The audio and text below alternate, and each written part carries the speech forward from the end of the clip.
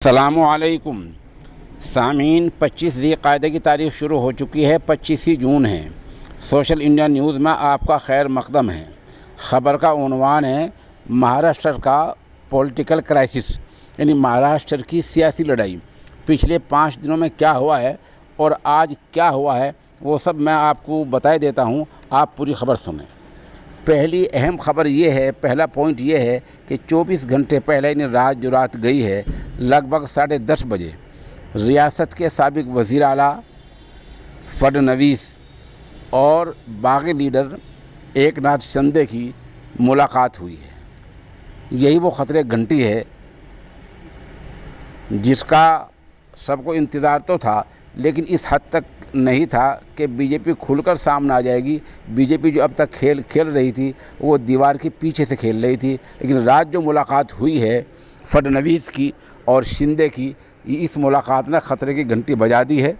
ये रात मुलाकात वडोदरा में, यानी गुजरात के शहर वडोदरा में लगभग 10:30 बजे हुई है।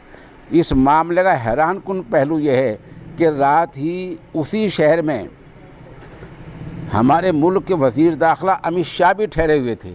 गरचे उनकी आपस में मुलाकात का अभी तक कुछ पता नहीं है, मुलाकात हुई या नहीं हुई है इसका कोई सबूत नहीं है, कोई बात सामने नहीं आई है। लेकिन वज़ीर दाखिला अमित शाह का वहाँ इसी रात में ठहरना और उसी रात में बागी लीडर और फडणवीस की मुलाकात होना, ये मानाखेज़ बात है और इससे एक हैसियत है। और इससे पता चल रहा है कि ख़तरे का बड़ा अलार्म बज चुका है। एक तो ये बात हुई है। दूसरी बात ये हुई है कि महाराष्ट्र की जो सरकार है उद्धव ठाकरे की, उन्होंने 2 दिन पहले मीटिंग बुलाई थी। उसके लिए व्हिप जारी किया था कि मीटिंग में सबको आना ही है। 16 मेंबरान असम्बली नहीं आए तो उनको डिप्टी स्पीकर ने वजह बताओ नोटिस जारी कर दिया है, जिसमें नाअहलियत के अल्फाज भी जोड़े हैं कि क्यों ना आपको नाअहल करार दे दिया जाए।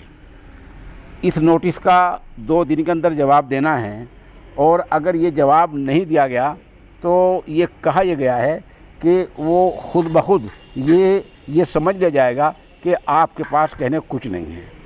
इस नोटिस की कानूनी हैसियत है और अगर जवाब मुनासिब और माकूल नहीं आता है तो ये नोटिस अपना काम कर सकता है और 16 बाकी जो मेंबरान असम्बली लीडर हैं उनको नाअहल करार दिया जा सकता है।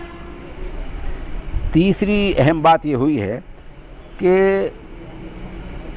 एकनाथ शिंदे ने जो खुद को लीडर चुन लिया था उसको डिप्टी स्पीकर ने मना कर दिया, खारिज कर दिया है और दूसरे को लीडर चुन लिया है। ये उनको कानूनी इख्तियार है, ऐसा वो कर सकते हैं। चौथी अहम बात ये हुई है कि आज दिन में शिवसेना ने तंजीमी अपनी पार्टी के जो अहम लोग थे उनको बुलाया है। उन्होंने 2 प्रस्ताव अहम पास किए हैं। नंबर 1, उद्धव ठाकरे को ये इख्तियार दिया है कि आप अपनी सवाबदीद पर अपनी मंशा से दुरुस्त तरीके से बाग के ख़िलाफ़ एक्शन लें। जो लोग बगावत कर रहे हैं उनके ख़िलाफ़ एक्शन लेना चाहिए और ये कि उनको बाल ठाकरे का और शिवसेना के नाम का इस्तेमाल न करने दें। ये प्रस्ताव, ये तजवीज़ चूँकि तंजीम की मीटिंग में पास हुआ है, इसलिए इसके पास होते हुए शिंदे बैकफुट पर आ गए हैं। अब वो शिवसेना का इस्तेमाल नहीं कर सकते।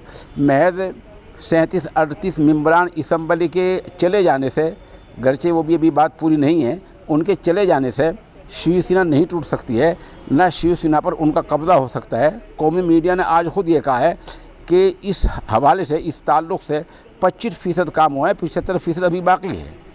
अब एक सवाल बड़ा अहम है।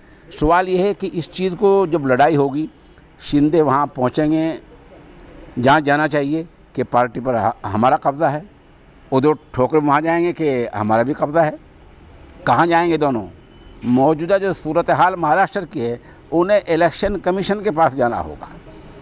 इलेक्शन कमीशन किसकी बात मानता है ये सब आपको पता है, लेकिन कानूनी दांव पेच कुछ ऐसा है कि शिवसेना के बारे में एकदम फैसला नहीं कर सकता, क्योंकि 25% शिंदे के साथ है, 75% जो शिवसेना के लोग हैं वो अभी आज की 1 घंटा पहले तक वो उद्धव ठाकरे के साथ हैं। जो आम शिवसेना के जो मजलिस आमिला के वर्किंग कमेटी के जो मेंबर होते हैं, ओहदेदार होते हैं, चीफ होते हैं, उन सबको देखना होता है। इस बीच शरद पवार की और उधर ठाकरे की मुलाकात हुई है, ये एक जो है बड़ी अहम बात है। तो ये चंद बातें हुई हैं जिनकी वजह से हमने खबर की हेडिंग लगाई है कि महाराष्ट्र में आर पार की सियासी लड़ाई। अब आज 25 तारीख है, कल 26 है, परसों 27 है।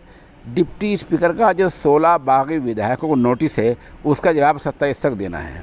मतलब ये हुआ कल इतवार है, परसों पीर है, पीर को कोई बड़ा खेल खेला जा सकता है। अभी तक गवर्नर खामोश हैं, जो गवर्नर है महाराष्ट्र के वो अभी खामोश हैं। और आपको पता है कि बीजेपी इससे पहले कई सूबों में यही ओछी हरकत कर चुकी है कि वहाँ की बनी बनाई सरकारों को गेम खेल कर तोड़ चुकी है और अपने आप वहाँ कुर्सी पर कब्जा कर चुकी है। बीजेपी यही खेल महाराष्ट्र में खेलना चाहती है। देखना ये है कि बीजेपी कामयाब होती है या नाकाम होती है। बहरहाल महाराष्ट्र में जो पॉलिटिकल क्राइसिस है, जो सियासी लड़ाई है, वो अहम मोड़ पर पहुंच चुकी है। और हम आपको बतला दें कि कल का दिन बीच में इतवार का, परसों जो कुछ होगा, पीर को जो होगा, वो कोई बड़ा ड्रामा हो सकता है और कोई बड़ा खेल हो सकता है और बहुत मुमकिन है कल ही हो जाए। आप हमारे साथ बने रहें, जैसे कुछ अपडेट होता रहेगा हम आपको इंशाअल्लाह अज़ीज़ उससे मुत्तला करते रहेंगे।